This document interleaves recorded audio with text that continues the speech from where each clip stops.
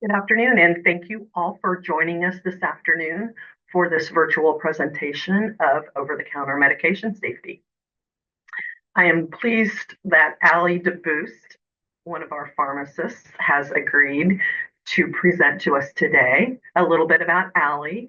Ali received her Doctor of Pharmacy degree from the University of Kansas, and after completing her postgraduate residency here at North Kansas City Hospital, she chose to stay and grow her career as a clinical pharmacist. So we're glad that we still have her, and she's doing a great job. When she's not here at work, Allie enjoys quality time with her family, friends, and her loyal dog, Louie. Allie's also an enthusiastic supporter of the Kansas City Chiefs, proudly cheering them on every chance she gets. So thank you very much for taking time out of your day to share your knowledge with us, Allie, and I'll let you take it from there. All right, here we go. Second time's a charm. So yes, like Jody said, I will be going over the safe use of over-the-counter medications, giving you guys some tips and tricks on meds that even I might take or recommend to my family for how to take them if needed, instead of going to the doctor if possible. So our roadmap for today, I do want to go over a medication label and what that actually looks like to be able to share with you guys kind of where you can orient yourself to the what's on the medication label. And then we're going to dive into some topics such as pain and fever, allergies, especially with this time of year, cough and cold, some GI issues, and then I have a couple other little things that I want to touch on just so that you can have the right tools in your toolkit in that med cabinet so that we have everything that is safe to use at home. So, first and foremost, that medication label, it has a lot on it. And we'll start kind of going through the numbers all individually. So, um, with that, it has all the drug facts. So, number one being that active ingredient. And so, this is actually the part that has the medication that has that medicine that will make it work. And its uses. So, it's going to describe the symptoms that the medicine will actually treat, and then directions indicating like how you should actually use this medication, how often you should take it, and what's the max amount that you can take in a day. And then it does have the inactive ingredients listed. Typically, this is your preservatives, the flavorings, maybe even what kind of capsule it is for those that can't take cellulose. And then we also have some warnings, which includes our safety information, such as like side effects, maybe questions you should ask a doctor or even your pharmacist before taking the medication, if there's meds that you should avoid while taking it.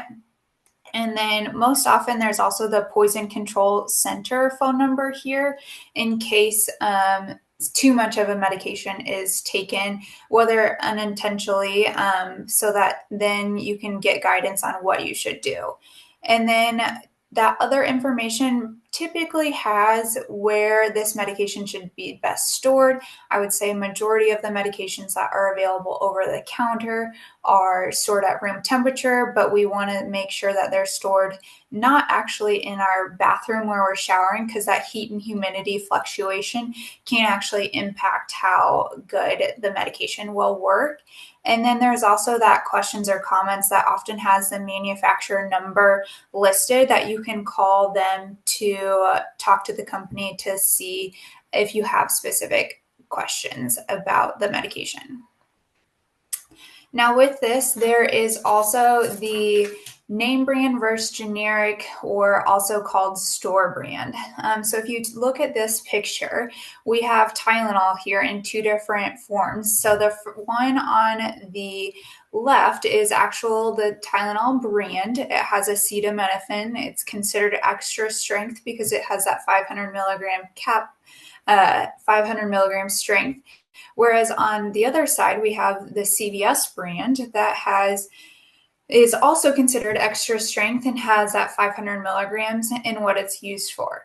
Now, I know this can be confusing when you go down the over-the-counter aisles because there's a million and one brands and, of course, extensions of that.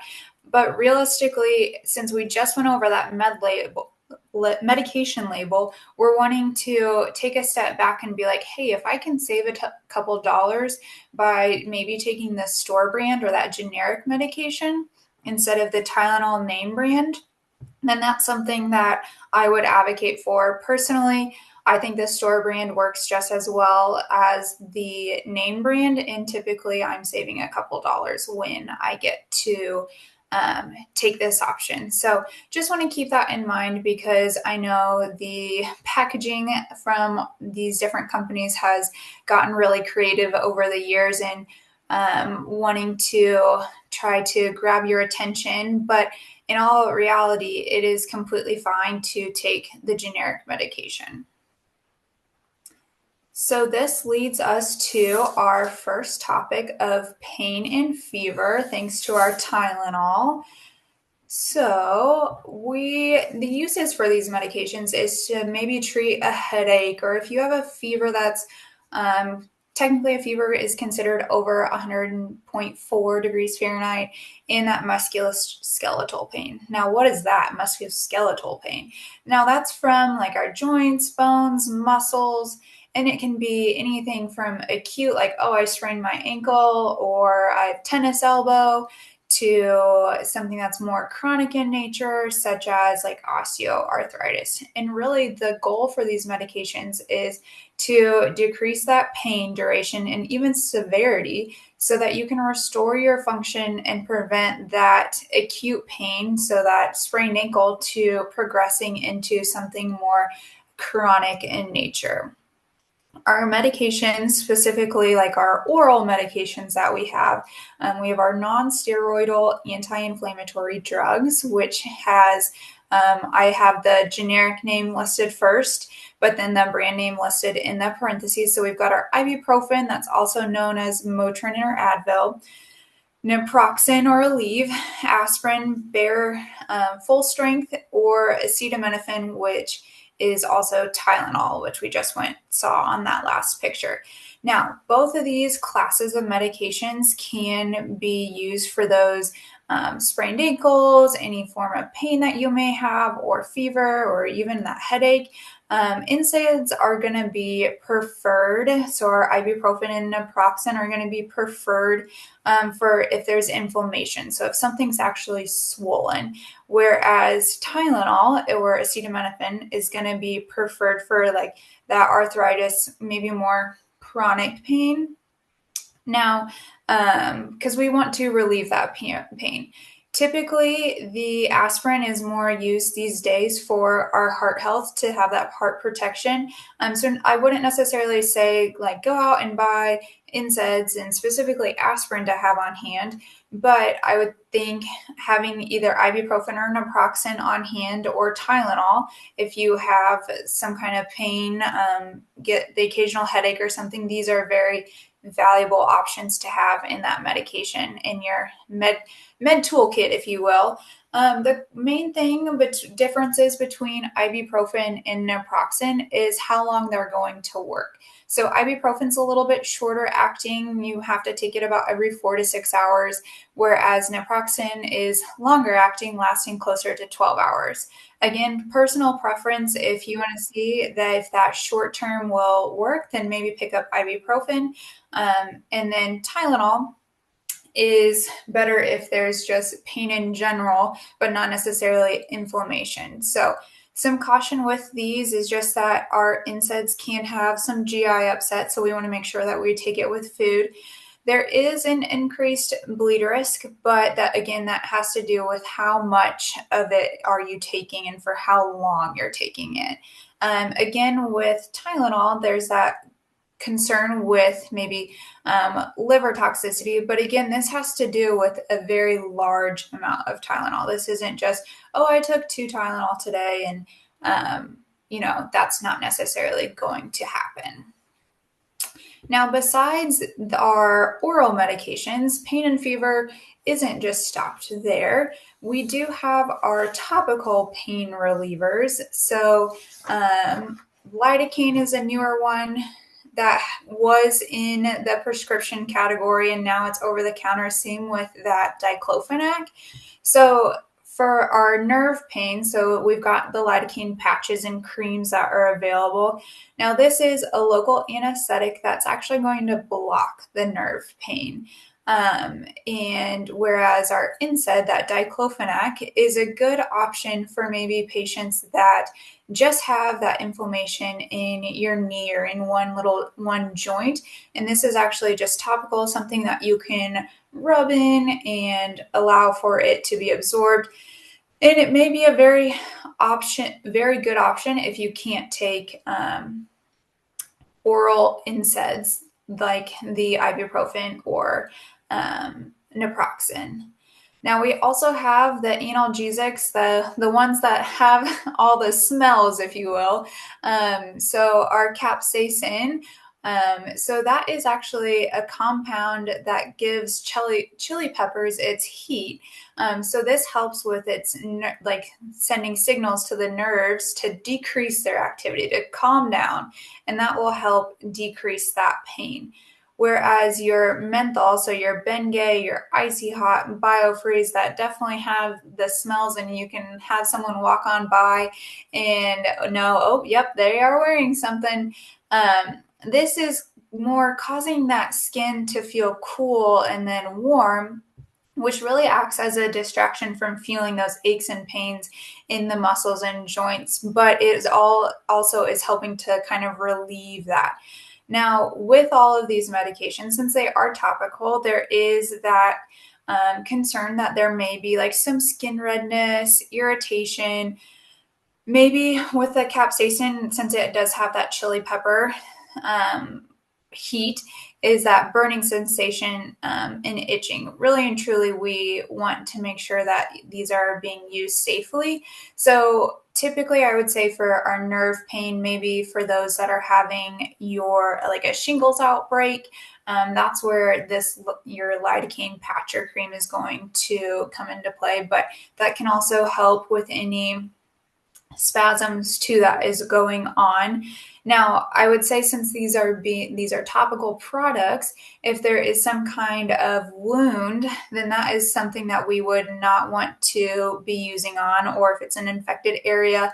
If you do have sensitive skin, maybe double check with the pharmacist before you pick it up to say, hey, I have like this seems like a great option to me, but I want to make sure that I am safe to use it. I do have sensitive skin. What are your thoughts?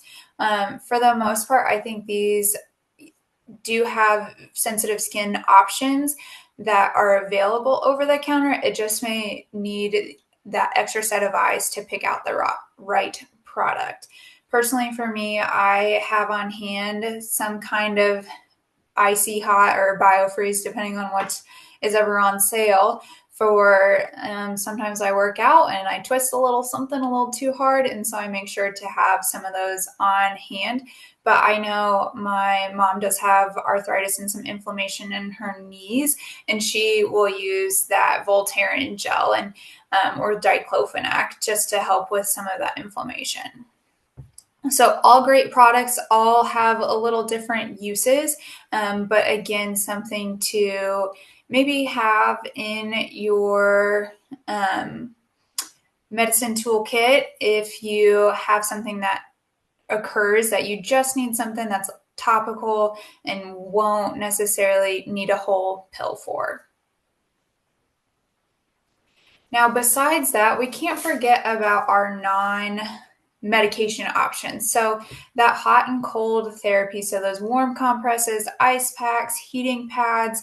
When I was in school, we talked about rice therapy being like that rest, ice, compression, and elevation to kind of help with the inflammation, and the warmth help making sure that there's getting the right blood flow to the area that's injured.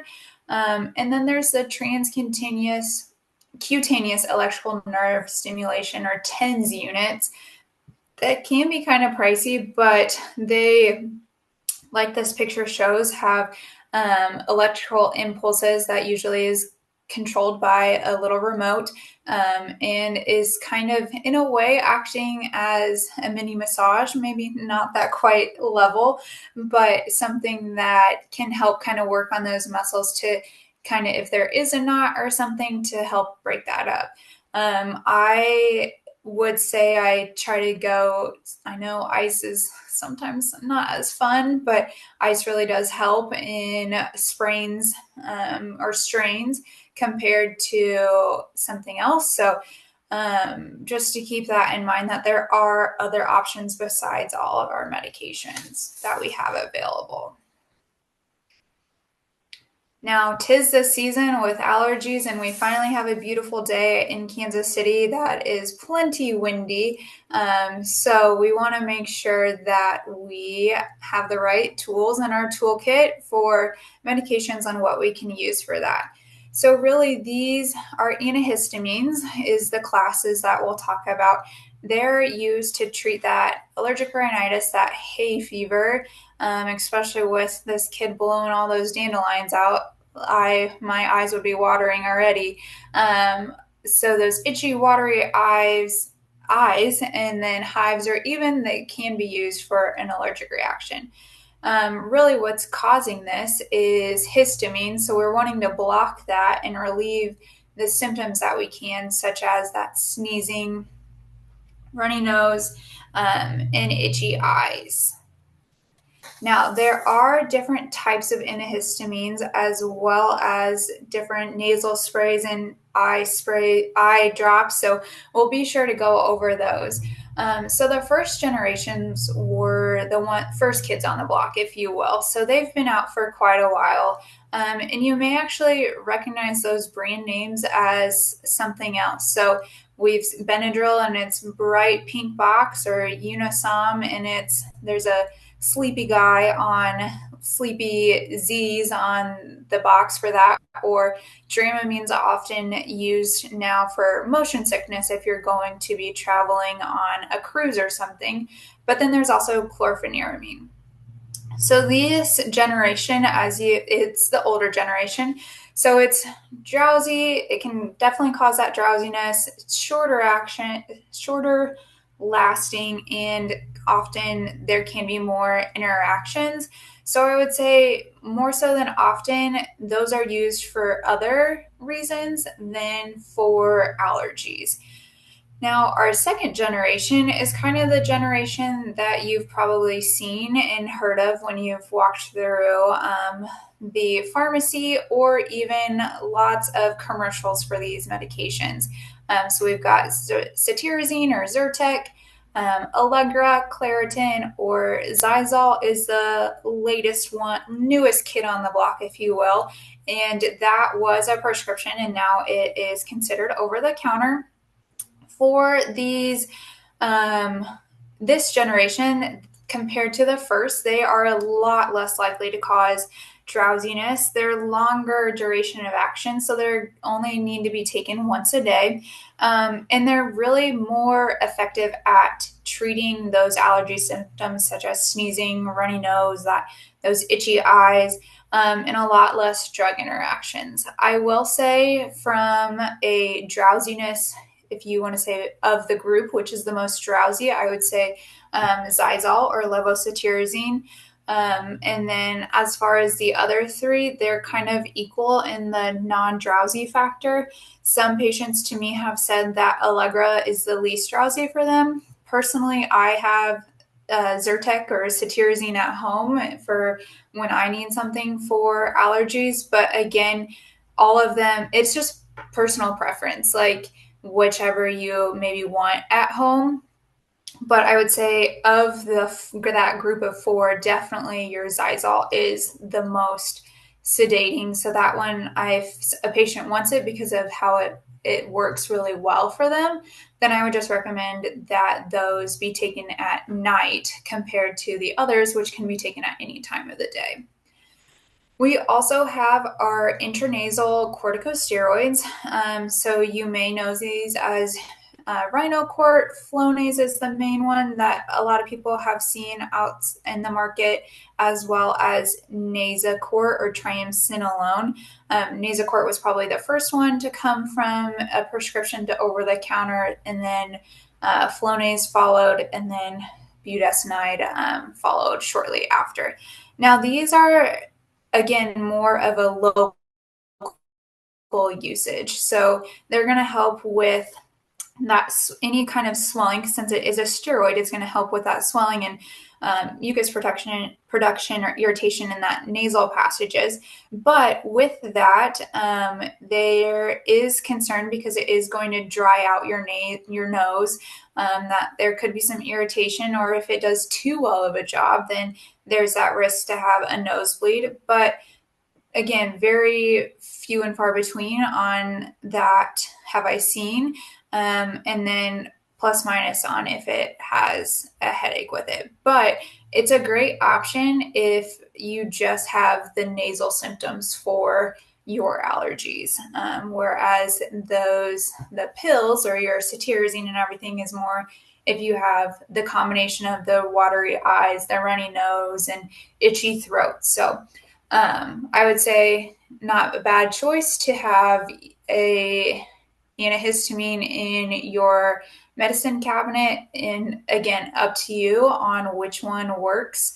I think they all work equally effective, just a matter of maybe what's the cheapest or what's on sale this week. Now, we do have some eye drops and nasal sprays, which you will see that a couple of those nasal sprays are listed again. But for the eye drops, these are mainly for those itchy red eyes due to allergies, and that have that antihistamine. So this is going to help alleviate those itchy eyes, redness of the eyes. And then I also have even just artificial tears on here because for me, I personally wear contacts. So sometimes my eyes get a little irritated with all the different fluff, I guess I could say, in the with the weather changing and all those spring flowers sprouting. So this can help kind of flush the allergens from the eyes and even help with decreasing that dry eye that may be occurring too. Again, all of these are over the counter.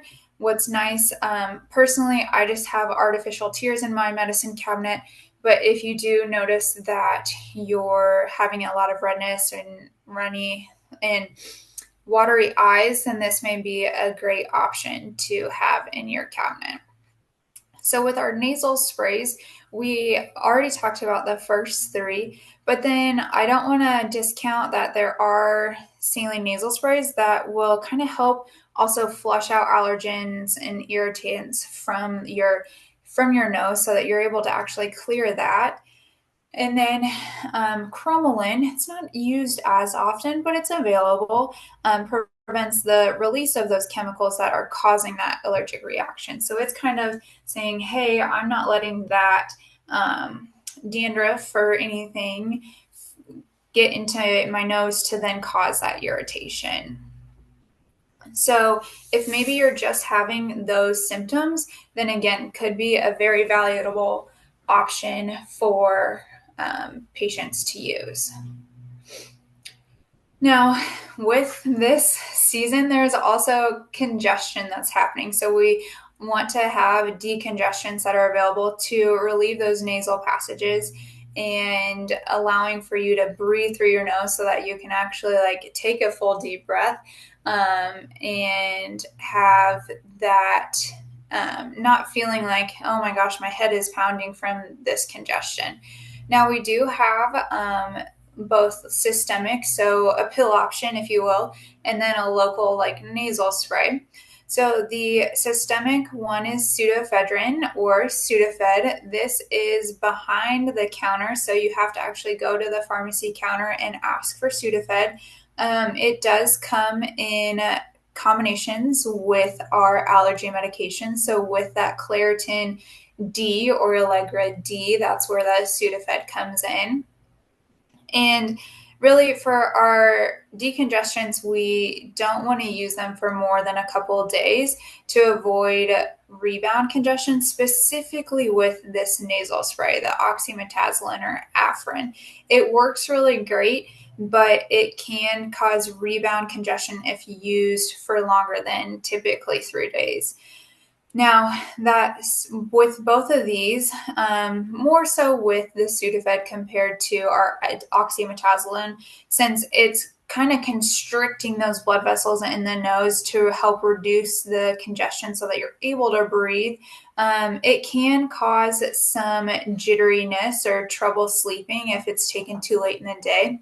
What is nice is that there's 2 different products available. So there's a 4 to 6 hour product and a 12-hour product. Now, I would say I have the nasal spray on hand in my cabinet just because I have taken Sudafed before and got the jitters, if you will. So if I can just use the nasal spray, then I typically go that route. However, it's I have used the Sudafed before and it does work great. Just trying to give options for patients. But again, if I can use something that is maybe just one spot and done, then I'm going to do that. All right, cough and cold. Now, I know we passed most of this season, but it can be year-round. So we will go through medications that are available over the counter to help with these.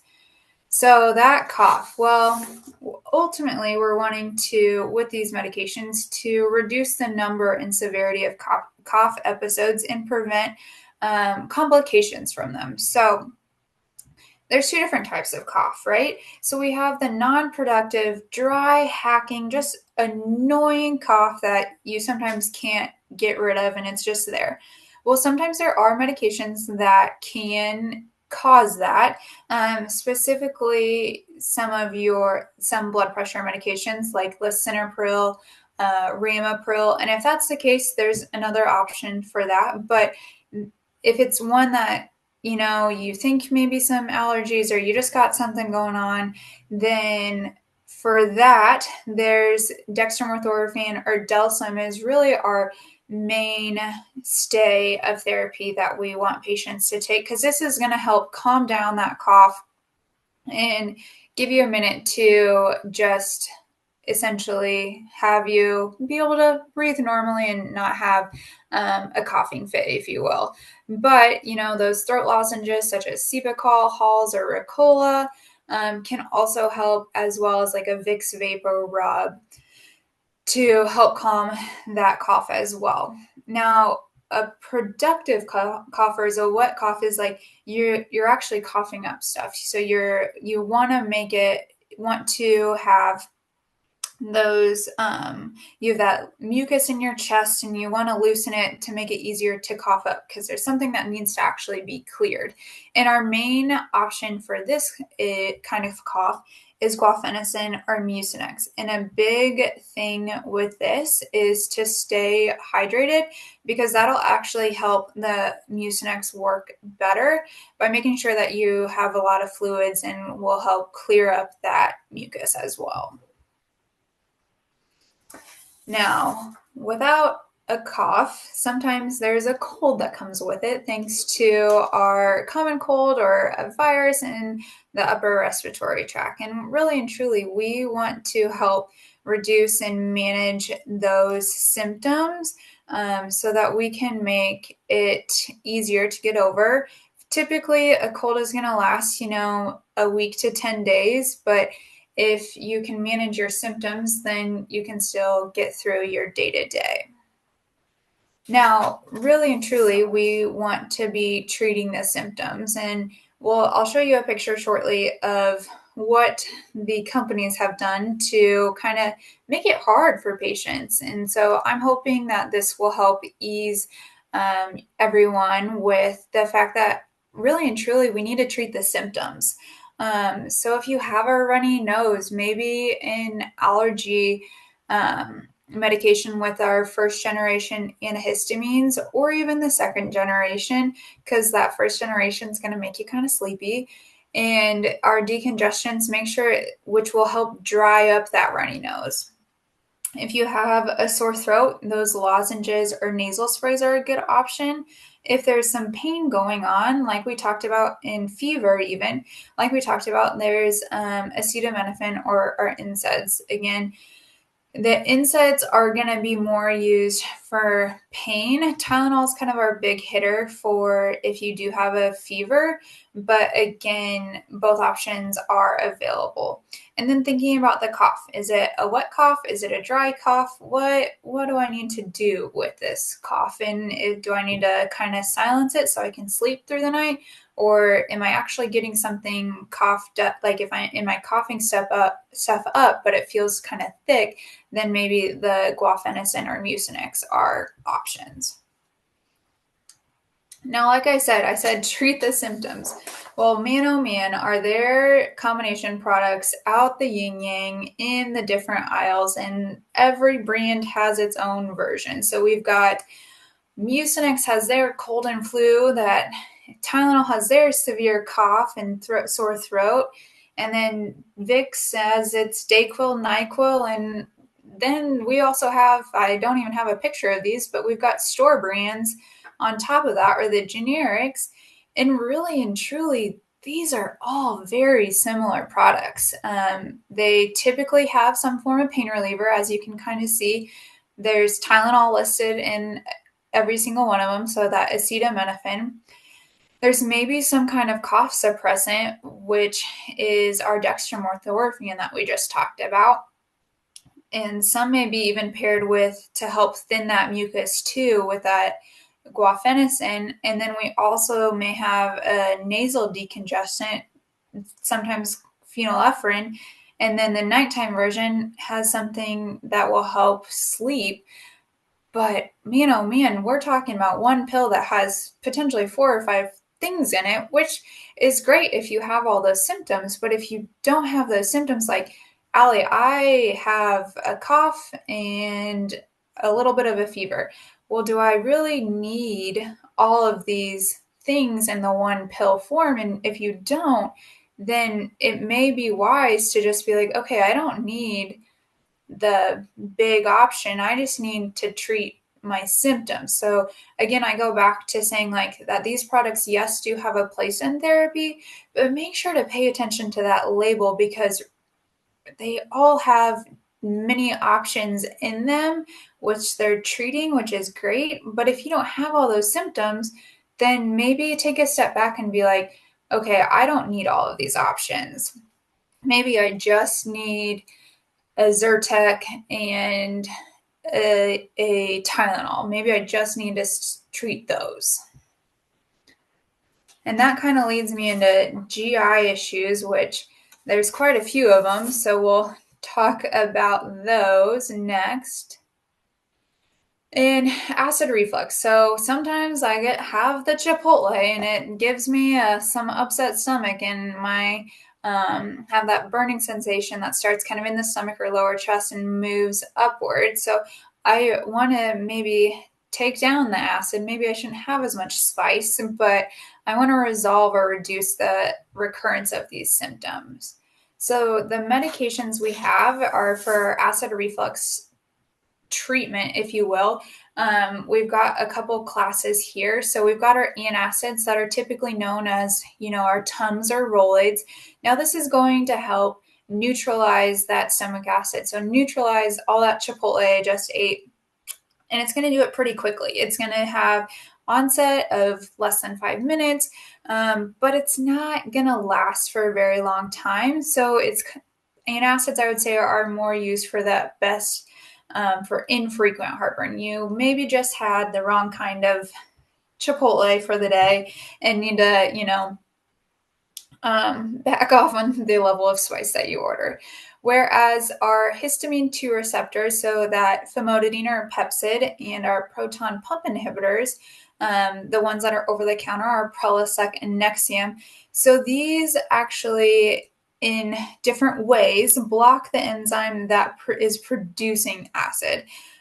So our proton pump inhibitors are doing that, whereas the histamine portion is not letting it that acid being released in your stomach. So it can't even get to that, you can't feel that spice level.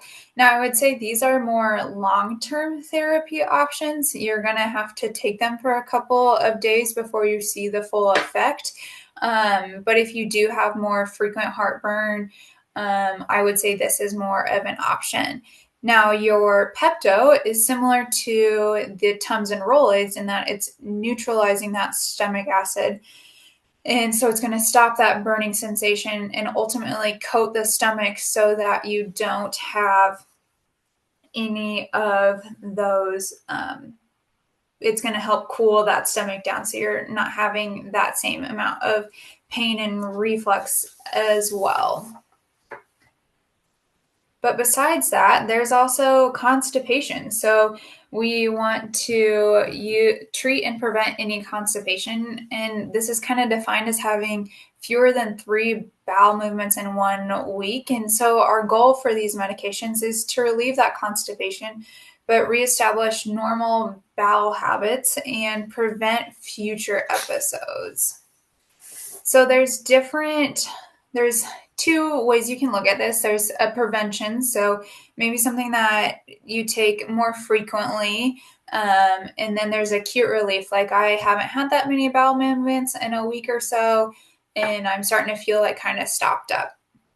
So I would say on the prevention side, we have like our bulk forming laxatives, if you will. So Citracel, Metamucil, or Fibercon. These kind of work by bulking up your stool, if you will, by having that water absorption, making it softer and easier to pass the stool. Whereas your Miralax is going to draw water in, but also increase that pressure in your bowel for, again, you to go. And stool softener, again, with these preventions, it's just moving that extra water in your system into your colon so that you can, again, be able to go. Whereas the acute relief, so our saline laxatives, so sometimes you may have seen magnesium citrate as like a colonoscopy prep option. That will move water into your bowel, but also will stimulate the bowel movement. And your glycerin suppository will help with increasing water in the stool, increasing the pressure, prompting muscles in the intestines to actually move the stool. And the mineral oil helps with coating the colon, making it easier to go. I would say the mineral oil has kind of fallen out of favor for its use, just because it can cause some other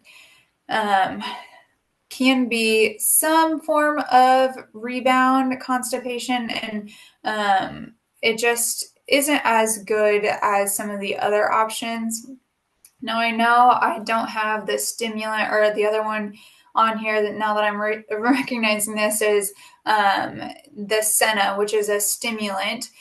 So it kind of, and often paired with Colace. So again, it's kind of bring water into your bowel and then stimulate a bowel movement with the Senna. So it's kind of a little bit of a dual action, if you will. But again, options are there.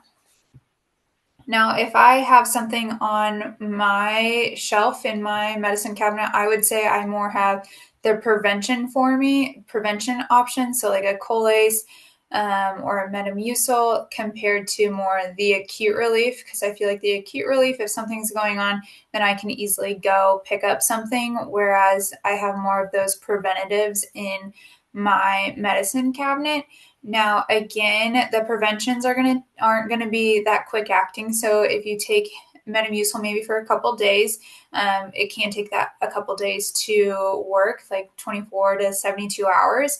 Whereas that acute relief, you should really have a bowel movement within the next 12 to 24 hours. Now, on the other side of things, we go from being stopped up to then having to go to frequently. So with diarrhea, so we have our anti-diarrheals that we're going to want to treat and prevent the diarrhea as if there's more than 3 bowel movements in 24 hours, or if they've changed in maybe weight, liquidity, or just not your normal. So the goals for these is to prevent incorrect fluid and electrolyte loss, because it's flushing out some of those good electrolytes that we need, manage the symptoms, and find and treat the cause and reduce the risk of serious illness. Now, one of the first things to think about is not necessarily a medication, but in some ways you could think of it, is our fluid and electrolyte replacement. So we want to make sure that we are staying hydrated while this diarrhea is kind of working through the system, because maybe it's from a food, maybe it's from something that you just recently finished in antibiotics. Unfortunately, those can wipe out our good bacteria, so we kind of need to make sure we're replacing what we can. So our fluid and electrolyte replacement is, I know I sometimes have liquid IVs on hand just in case this happens. Pedialyte can be used even in adults, believe it or not, in Gatorade. So kind of up to you on what you want to have on hand. If you work out frequently and maybe just have a Gatorade on hand, great. Or me, sometimes I know there's days I'm better at drinking water than others. So if I put a liquid IV in one of my waters, then I have that at least on hand for me. Now, our medications that we have is there's 3 different options. Lactaid, which we'll get to, is mainly just for dairy. But our 2 heavy hitters, if you will, are loperamide or Imodium and the bismuth subsalicylate or Pepto-Bismol. So that loperamide is going to slow down the intestinal motility. So it's going to slow down those bowel movements. Whereas your Pepto, like we talked about with antacid treatment, is that it's going to help coat the stomach and soothe it, as well as if you are having something caused by bacteria, may get rid of some of that bacteria. So kill the bacteria. Realistically, loperamide ideally don't want to use greater than 48 hours, just because maybe there's something else going on that needs to be kind of checked out.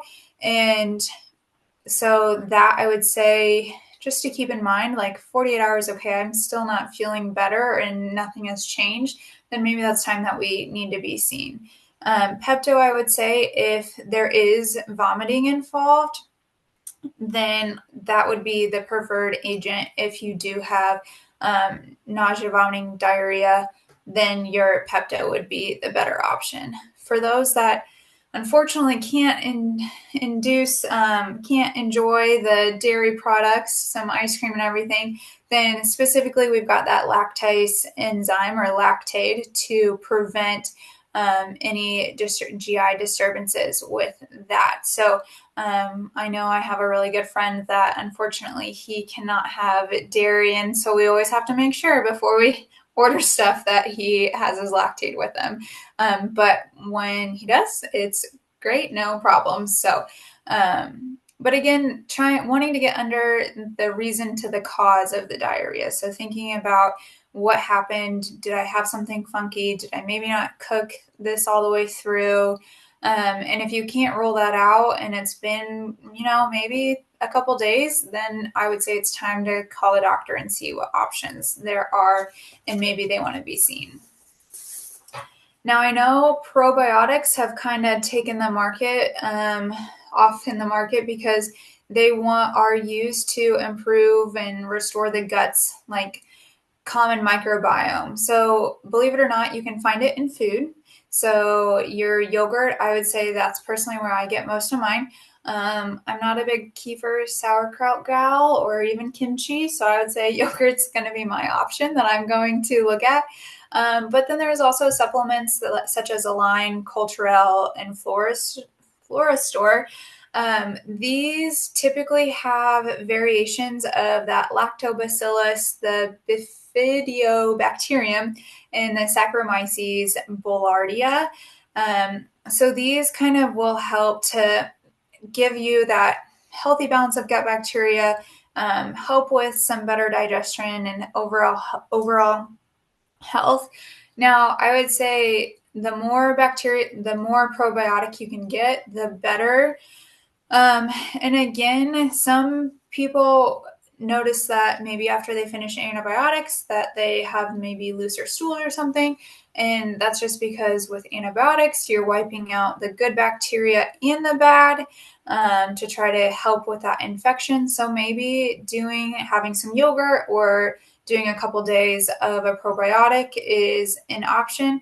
I personally try to lead more to what's in my yogurt than having a supplement. But again, having options is always a good thing to have. All right, our last and final section here, sleep. Oh man, always got to get our good sleep, right? So we want to make sure that we're falling asleep easy, staying asleep through the night, wake up at the right time and feeling more refreshed. So we're wanting to restore that healthy sleep patterns and improve the quality and duration. This is where our first generation antihistamines that are causing that drowsiness come into play with our diphenhydramine and doxylamine unisom. But I would say definitely pay attention when you're in that area of the pharmacy because, again, brand extensions, they may also have Tylenol PM, which has acetaminophen in it and the Benadryl. But if you're not having pain, then you don't really need the Tylenol part of it. And then also having melatonin, which is natural in our body, but maybe sometimes we need a little bit extra just because if we're switching shifts, we're traveling and have a time change, then that's kind of where melatonin comes in. I would say that with our first generation antihistamines, we do have a tolerance that develops. So I wouldn't say that this is an every night kind of thing that you can be taking, but instead having it maybe take for a night or two, see if you can go without it, and have that sleep be restored so that you're better functioning during the day, is more kind of what to pay attention to. So personally, I just have Benadryl on hand because I know if I were to have an allergic reaction or even need that extra sleep, then help with sleep, then I have that on hand. I would say be cautious, especially for older patients, that there can be some daytime drowsiness kind of on. Once you wake up, you're like, oh, I'm still kind of drowsy. So just be aware of that and maybe give yourself an extra little bit of time to recover. Now, burns. Real quick, there's different kinds of burns. So we've got thermal, which is mainly caused by a flame or hot liquid or steam, electrical, some kind of current, so a light switch or something, and chemical being corrosive. So we ultimately want to relieve those symptoms, minimize any scarring, and promote healing so that there's not an infection or any further trauma. So if there's pain and inflammations, our NSAIDs are going to be preferred. And then a cold compress to help ease the pain as well.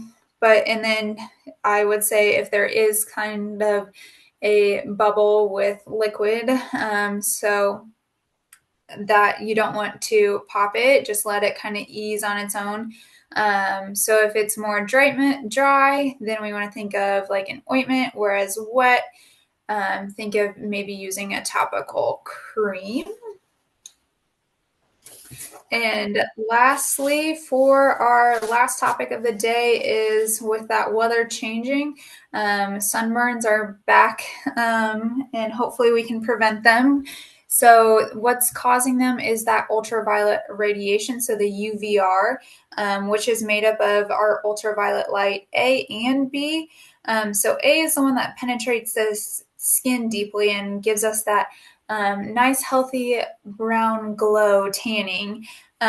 Whereas B is kind of the more dangerous one because that can cause any skin cancers and is more associated with that sunburn. So obviously we want to prevent those, sunburn, skin cancer, and premature aging. Wearing a hat, glasses, and sun protective clothing, and applying that broad spectrum sunscreen. So having that, making sure that we're looking at the SPF and that represents how well it can protect against those dangerous UVA and UVB rays, and then making sure to reapply. Sometimes I know when I was in high school, I was like, I thought I was invincible and didn't want to reapply. And then I became a lobster. And here we are trying to reapply as often as maybe I missed a spot or something, then reapplying. And if you do have a sunburn, it does happen. And if there's pain and inflammation, again, our NSAIDs are going to be our preferred. So our Advil or Aleve, but then also keeping that skin moisturized because it is going to dry out easier. Personally, I like Vaseline with aloe. I believe it's a green bottle, but I would say aloe will help with that kind of cooling sensation, but then making sure to still have your skin moisturized with some kind of lotion or cream so that it can allow for that protective barrier as well. And I know we went through quite a lot of within that pharmacy aisle, but I welcome any questions that you guys may have. And my email is there. If you want to email me directly, I'm happy to answer any questions that way as well. Well, thanks, Ali. That was great. When you hit on the combination products, yeah, my Mm-hmm. mind just kind of exploded because yeah, I'm a nurse, but still standing there in that aisle with all those combination products and the store brand, the generic, it's overwhelming. It Overwhelming. is overwhelming, and I will have to say they've done a good job with making it overwhelming. Exactly, exactly. And then I did not know that sauerkraut was a probiotic, so that is great. Yeah, has a little bit of something in there, so that's good. Great. Amy has a question. Sure. She's asking, can products like antihistamines, Prilosec for acid reflux, and probiotics, can those be taken every day long term? I would say if you are needing it, definitely that's when you want to maybe have a question with just a conversation with the provider. I like your primary care. For my brother, I know he has allergies, so allergy season, like he takes his like Zyrtec year round and does just fine. And these are definitely meant to be. Um, those can be used long term. And then as far as the omeprazole, I believe, yes, it can be. But again, wanting to kind of understand if there's something else going on from a standpoint of like, is it maybe some other GI, some like situation that I need to be having looked into. And then probiotics, I think, these really took the market in the past like 10 years or so. And again, there are definitely benefits. Do I think you can get enough probiotic in your diet for what your body needs? Absolutely. But I do think, to help keep you regular and everything, that there isn't really a harm in doing that either to take it continuously. All right, great questions, guys. Perfect. Well, so much good information today, Ali. Thanks again. Of course. And just to let everyone know, I'm going to be emailing a YouTube link to everyone who signed up. Feel free to share this link with someone who you feel like would benefit from this information. And you can also go to nkch.org/class for all of our upcoming presentations. And again, Ali, thank you so much for sharing your time with us today. Of course. Happy to do it. Yeah, you guys have a great day. Thank you. You too. Thanks. Bye bye.